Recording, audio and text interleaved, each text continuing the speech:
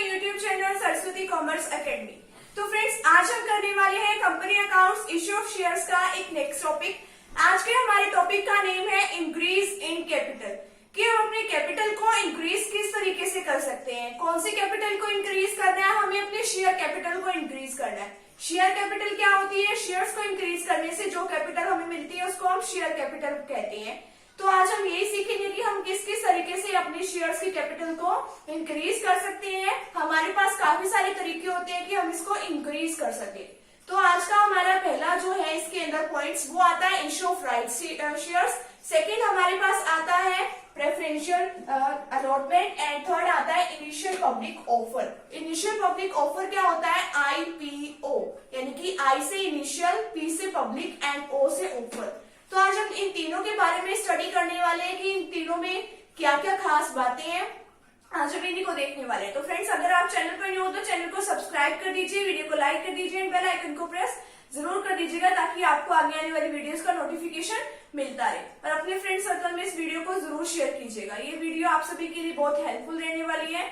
तो हम बात करें इश्यू ऑफ राइट शेयर्स का, तो इश्यू ऑफ राइट शेयर्स में कंपनीज एक्ट 2013 में सेक्शन 62 में बताया गया है हमें कि issue of right shares company जो है क्यों करती है। Issue of right shares company basically इसीलिए करती है ताकि वो अपने सब्सक्राइब कैपिटल में काफी ज्यादा इंक्रीज कर सके, यानी कि जो पब्लिक से पैसा आता है एक्चुअल में उसको ज्यादा इंक्रीज कर सके। तो उसको इंक्रीज करने के लिए कंपनी के पास और कोई ऑप्शन नहीं है। कंपनी को जितने शेयर्स वो इशू करना चाहती है वो आगे थोड़े और इशू कर देती है, यानी कि उसने पहले जितने भी शेयर्स इशू किए हो उससे थोड़े और एक्स्ट्रा कंपनी जो है शेयर्स इशू कर देती है। मान लो इसके अंदर एक एग्जांपल दिया हुआ है और जो ये इशू ऑफ राइट शेयर्स होती है ना, वो अपनी कंपनी जो है, कंपनी पहले अपनी कंपनी के एम्प्लॉयर्स को ये ऑप्शन देती है कि ये चॉइस भी देती है कि आपको ये सबसे पहला ऑप्शन है इसके अंदर कि आपको ये सबसे पहला ये जो शेयर्स है वो मिलेगा और किसी को ये नहीं मिलेगा। तो पहले कंपनी जो है अपने कंपनी के वर्कर्स को ये चॉइस देती है कि आप इसे ले लो।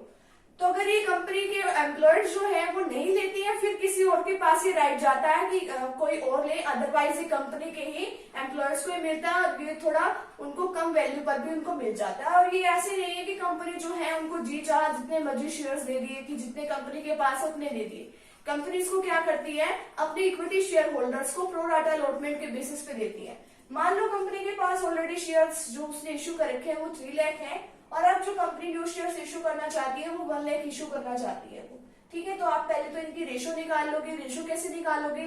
3 लाख और 1 लाख। आपने इसके 0 से 0 को कट कर दिया तो 3:1, यानी कि प्रेजेंट शेयर होल्डर्स को जिनके पास पहले 3 शेयर्स थे, जिनके पास एक ही कंपनी के पहले 3 शेयर्स थे, उनको कितना शेयर्स मिलेगा? उनको 1 शेयर मिलेगा। तो इस तरीके से ये कंपनी जो है राइट शेयर्स का वो निकाल लेती है अपना प्रोराटा अलॉटमेंट के बेसिस पे। कंपनी अपने जो प्रेजेंट के जो शेयर होल्डर्स होते हैं उन्हीं को ये राइट देती है और कंपनी के जो वर्कर्स होते हैं उनको ये काफी बेनिफिशियल भी लगता है क्योंकि जो उनका मार्केट वैल्यू होता है वो काफी हाई होता है। नेक्स्ट है इनिशियल पब्लिक ऑफर, IPO, यानी कि कंपनी अपने प्रोस्पेक्टस के जरिए अपने जो पब्लिक है उनको इन्विटेशन दे रही है कि आप आओ और हमारे शेयर्स को खरीदो।